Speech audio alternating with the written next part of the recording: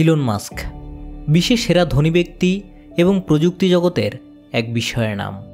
Rocket থেকে বৈদ্যুতিক গাড়ি, কৃত্রিম বুদ্ধিমত্তা থেকে সোশ্যাল মিডিয়া, সব কিছুতেই তার দাপট রয়েছে। তবু এত ক্ষমতা আর জনপ্রিয়তা থাকা সত্ত্বেও তিনি আমেরিকার প্রেসিডেন্ট হতে পারবেন না। প্রশ্ন হলো, কেন আমেরিকার প্রেসিডেন্ট হতে পারবেন না? এর উত্তর লুকিয়ে আছে আমেরিকার সংবিধানের একটা বিশেষ শর্তে।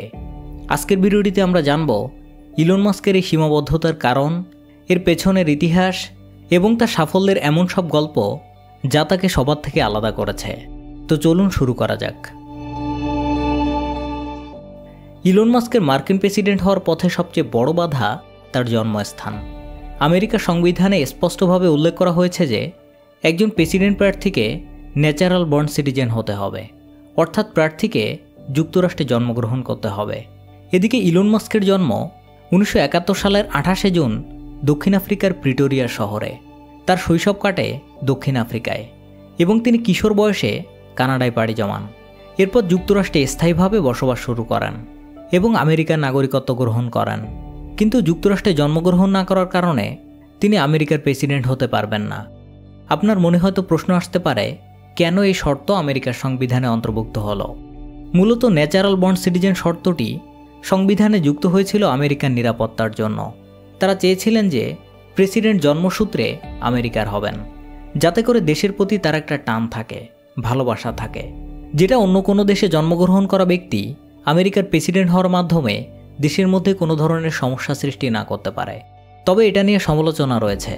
অনেকে মনে করেন যে বর্তমান বৈশ্বিক যুগে এই শর্তটা কিছুটা অপ্রাসঙ্গিক। একজন দক্ষ নেতা যিনি আমেরিকার নাগরিকত্ব পেয়েছেন এবং দেশের জন্য অবদান রাখছেন, তাকেও প্রেসিডেন্ট হওয়ার সুযোগ দেওয়া উচিত। এক্ষেত্রে ইলন মাস্ক একটা জীবন্ত উদাহরণ। তবে আমেরিকার সংবিধানের এই নিয়ম পরিবর্তন করার প্রক্রিয়া অত্যন্ত জটিল এবং সময় সাপেক্ষ। এখানে একটু বলে রাখা দরকার, আমেরিকার প্রেসিডেন্ট হতে হলে কিছু বিশেষ শর্ত পূরণ করতে হয়, যা মার্কিন সংবিধানে উল্লেখ রয়েছে। প্রথমত, প্রার্থীকে জন্মসূত্রে একজন মার্কিন নাগরিক হতে হবে, অর্থাৎ আমেরিকার মাটিতে জন্মগ্রহণকারী বা জন্মসূত্রে মার্কিন নাগরিক হওয়া আবশ্যক, যেটা প্রথমে একবার বলা হয়েছে। দ্বিতীয়ত, প্রার্থীর বয়স কমপক্ষে 35 বছর হতে হবে। তৃতীয়ত, তাকে টানা 14 বছর ধরে আমেরিকায় বসবাস করতে হবে। এই শর্তগুলো মার্কিন প্রেসিডেন্ট পদপ্রার্থীদের যোগ্যতা নির্ধারণ করে।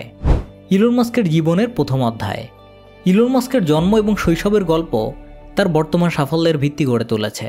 তিনি মাত্র 12 বছর বয়সে ব্লাস্টার নামক একটা ভিডিও গেম তৈরি করেন, যা সেই সময়ে $500 বিক্রি হয়েছিল।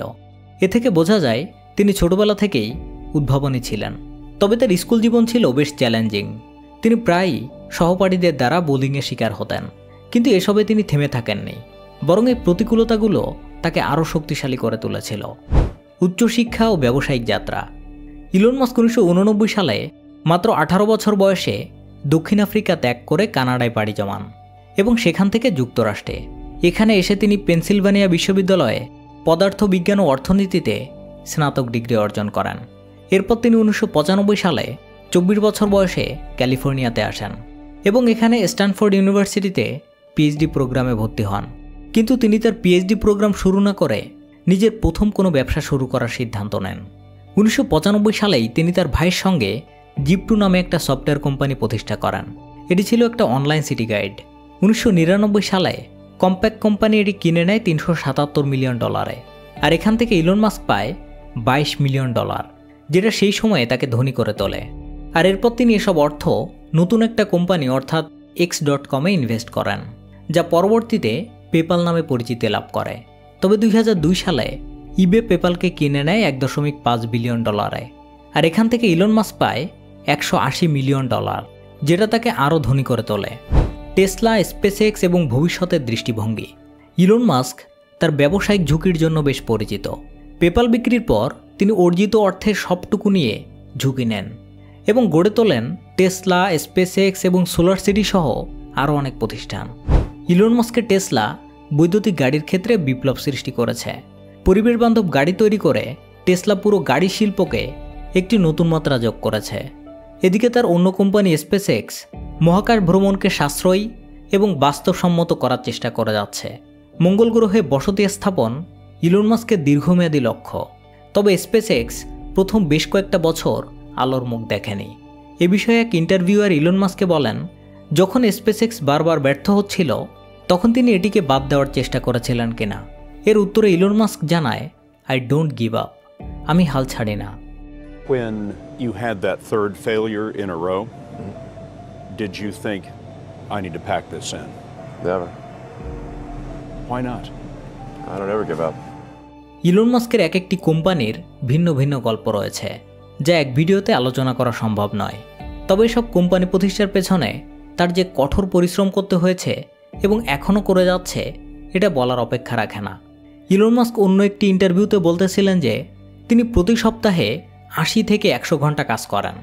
And then just work like hell. I mean, you just have to put in, 80 to 100 hour weeks every week.